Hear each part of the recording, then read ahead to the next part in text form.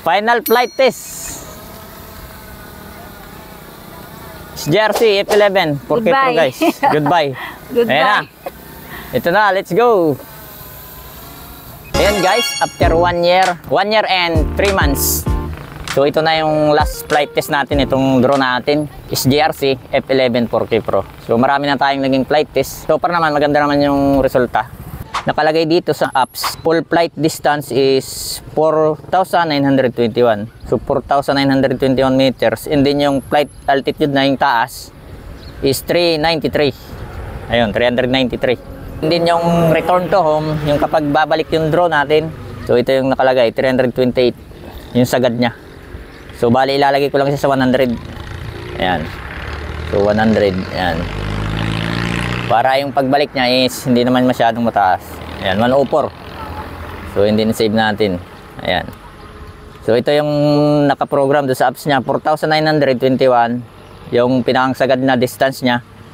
Tingnan natin kung lalagpas pa ron. And then yung taas niya is 393. Is JRC F11 4K Pro. Goodbye. Goodbye drone. Ito na, let's go!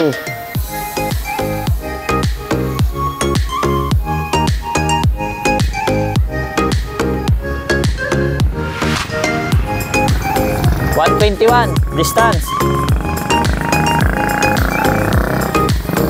174. 88 ang height.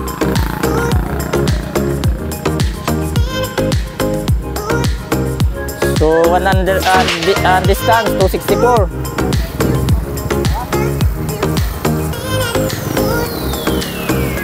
300, height ay 138. 387. Hindi na tayo makita. 500 distance. Hanggang saan ba yan? 600. 600, yan, 645.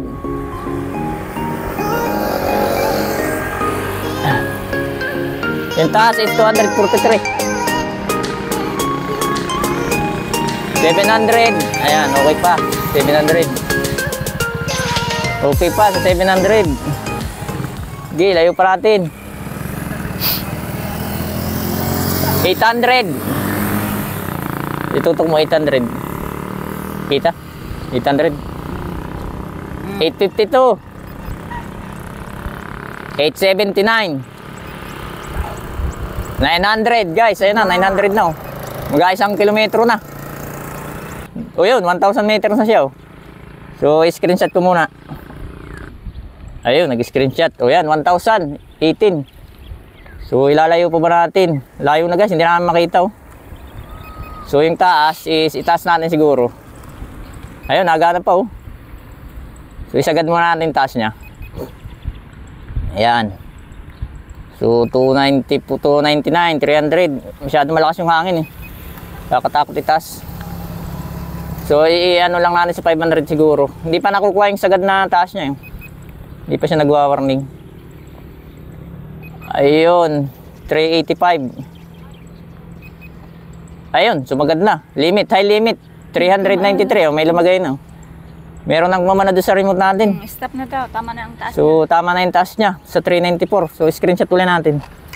394 tapos 1,018 yung ano niya. Hanggang 394 lang yung ano niya, nag-warning na. So, medyo nabawasan na yung battery natin. Hindi na siguro natin siya i-ano. Kasi kapusin siya pagbalik. So, baka kapusin siya pabalik sa battery niya. Eh, wag na nating isagad. Ayan o, nabawasan na yung ano niya eh. So, masyado na pating malayo, hindi na natin siya makita. So, malakas yung hangin. So, ito na siguro yung full flight test niya. So, sa 1,000 lang meters, yung pinakang distance niya, and then yung height niya is 390. Ayun. So, pindutin na natin yung return to home. Ayan o, pakita mo. So, ito yung return to home guys sa remote. So, tingnan natin kung accurate yung return to home niya. Ayan, i-click natin yung return to home. Ayan. Ayan o. Ayan, biglang bumalik. Ayan o, ang bilis. Ayan na siya o. I-return to home na. Ayan na guys o. Tuloy. Ang bilis. Tatapat yan sa atin. So, and then, pagtapat niyan, saka siya bababa. Ayan, oh. Nabawasan na yung ating battery.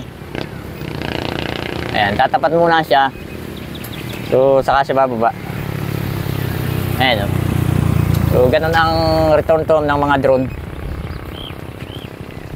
So, tatapat muna siya, and then, kung ano yung taas niya, so, nakasit tayo sa 100. So, saka siya bababa. Ayan, bumababa na siya, oh. Dandahan, oh. So, pag malapit na, pwede natin siyang i-manual. Kasi maraming dumadaan dito, baka masagasaan ng mga tricycle. Niya, so, kinaya niya ng 1,000. So, dati yung pinakang malayo namin is 500 yung distance. So, ito, 1,000 mahigit. So, kaya niya. So, ayaw ko na lang ipalayo kasi malakas yung hangin. So, baka hindi kayanin natin ng battery natin pabalik. So, malubat siya. Mahirap na. Ayan, oh. So, pipindutin ko na yung imamanual ko na. Ayan, yung return to home, pindutin na natin. Ayan, oh. Stop, return to home. Ayan. So, nakatigil na lang siya. Imamanual na natin. Ayan. Final flight test, success tayo. So, 1,000 lang yung mahigit, yung inabot na distance niya. And then yung taas is nasa 390. So, something, ayun. So, wala pa sa kalahati, guys. So, 1,000 lang yung nakuha natin. Kasi medyo malakas yung hangin, eh.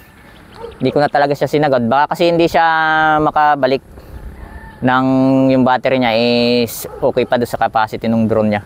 Masyadong malakas yung hangin, eh. So, bali yun na lang. 1,000 na lang siguro yung ating final flight test. Yung distance niya.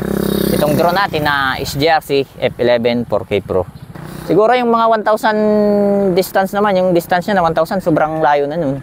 Saka makukuha na natin yung video footage ng isang lugar sa 1,000 na distance niya. Okay naman, guys, kuha na niya, eh. Okay na yung 1,000, eh. Hindi naman na natin kailangang palayuin talaga ng mas malayong malayo. Kasi hindi na magandang tingnan sa ating video footage. So, kapag malayo, hindi na tayo medyo makita. So, okay na yung 1,000. So, okay na siya. Okay itong drone na to, guys, sa pairs na kagaya nyo. So, itong subukan yung bilhin. So, hindi siya mabigat sa bulsa. So, saka maganda din siyang gamitin. And then, malakas siya sa hangin. So, malaki siya, mabigat siya. So, yun. Kung balak nyong mag-practice ng drone, kung bumili ng drone, so, hindi pa kayo masyadong gamay gumamit. So, ito yung bilhin nyo, is GRC F11. So, nasa 10K lang siya. So, nabili ko siya sa Lazada. So, yung lahat ng details, ilalagay ko dyan sa comment section nitong video na to. So, para lahat ng flight test nito is mapanood nyo. And then yung unboxing na dyan na rin sa comment, ilalagay ko na rin. Ayun. So, see you my next drone flight test, guys.